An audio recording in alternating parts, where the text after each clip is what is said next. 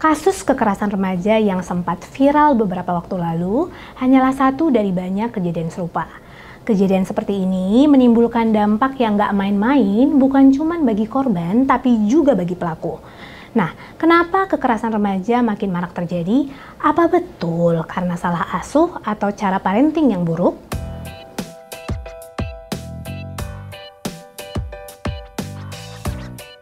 Halo, saya Dr. Mary dari Halo Dokter.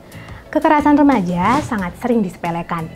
Nggak jarang pelakunya dimaklumi cuma dengan kata-kata seperti, ya namanya juga anak muda, atau nanti juga bakal sadar sendiri. Nah, pemikiran semacam ini cukup riskan loh, karena kalau dibiarkan kekerasan remaja bisa makan korban, bahkan korban nyawa. Bayangin aja, korban kekerasan bisa ngalamin cacat fisik dan trauma psikologis yang memengaruhi masa depannya nanti.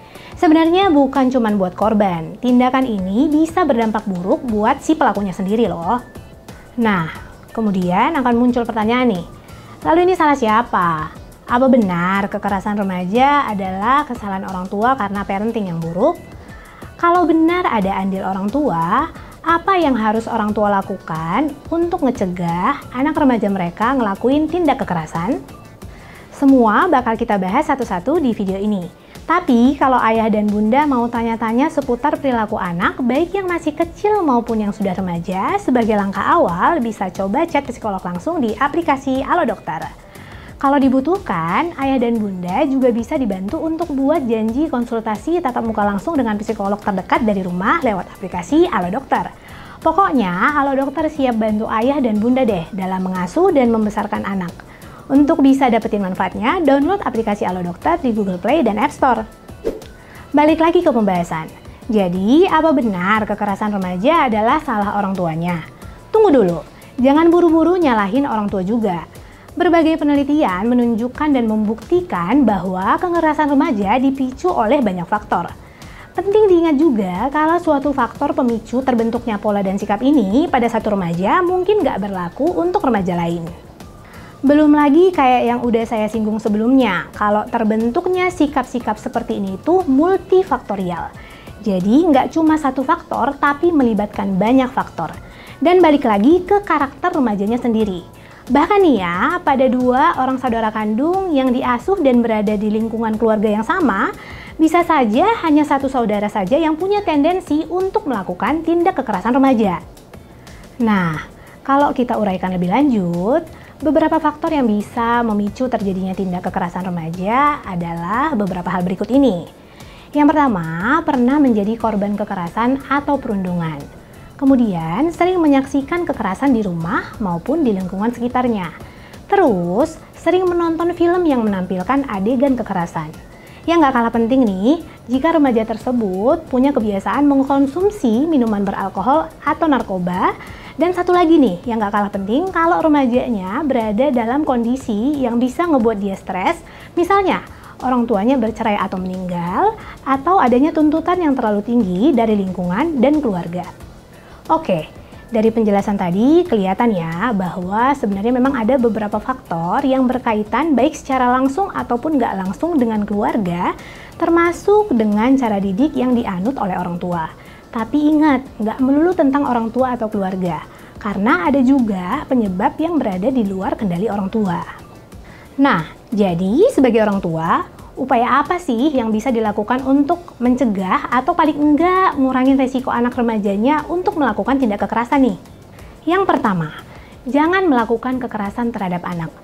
Jikapun anak melakukan kesalahan, usahakan jangan menghukum dengan kekerasan, baik itu dengan memukul atau memaki. Loh, kenapa emangnya dengan memaki, dok?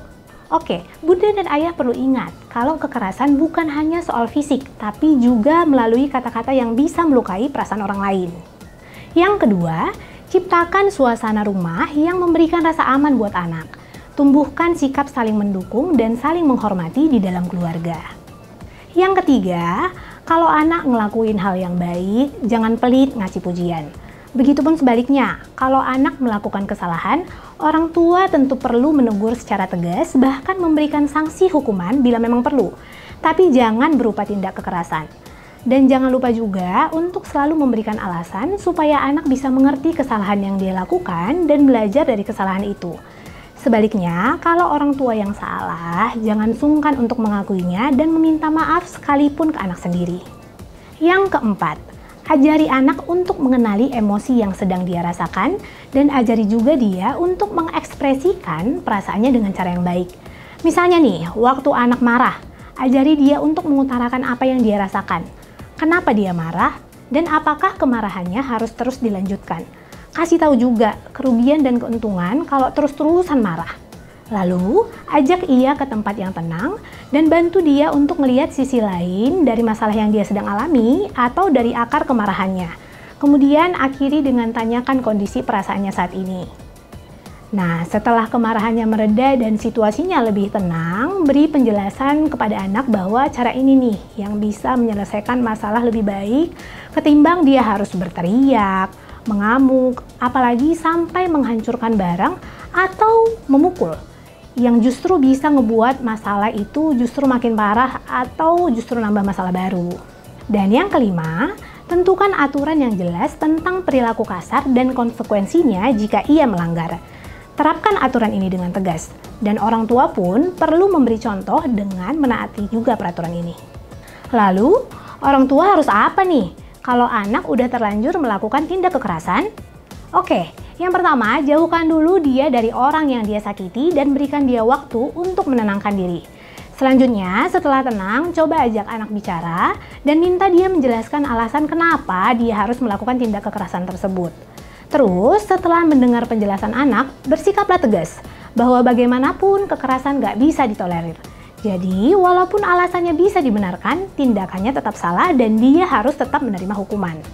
Kemudian, bicaralah dengan pihak sekolah atau orang-orang yang terlibat dalam tindak kekerasan ini untuk memahami masalahnya secara objektif dari kedua sisi, kemudian sama-sama cari jalan keluarnya. Cuman, saya bisa paham, sebagai orang tua, terkadang respon yang otomatis muncul biasanya adalah langsung ngebela anak. Tapi perlu diingat ya, membela kesalahan anak akan membuatnya nggak pernah belajar. Resikonya, dia bisa ngelakuin hal yang lebih berbahaya atau hal yang sama di kemudian hari. Nah, sebaliknya juga, ketika kita langsung menyalahkan dan menghukum anak tanpa mendengarkan alasannya juga nggak bisa dibenarkan. Ini bisa ngebuat anak merasa dia diperlakukan nggak adil dan akhirnya jadi nggak mau menerima nasihat apapun. Oke, meski kasus yang terjadi belakangan ini memang sangat disayangkan, tapi semoga bisa jadi bahan pembelajaran kita bersama, khususnya bagi para orang tua yang punya anak remaja. Satu lagi nih yang ingin saya tekankan, sebagai orang dewasa, ayah dan bunda upayakan ya untuk selalu jadi contoh yang baik untuk anak dan remaja yang menyaksikan perilaku kita sehari-hari. Oke, sekian dulu informasi kali ini, semoga bermanfaat ya. Ayah dan bunda yang punya pengalaman menghadapi remaja yang melakukan tindak kekerasan, boleh dong sharing di kolom komentar di bawah. Siapa tahu bisa bermanfaat untuk orang tua lain. Boleh juga kalau mau kasih saran terkait topik yang ingin dibahas di YouTube Alo Dokter. Terima kasih untuk yang sudah menyaksikan video ini sampai selesai ya. Jangan lupa like, share, dan subscribe. Hidup sehat bersama Alo Dokter.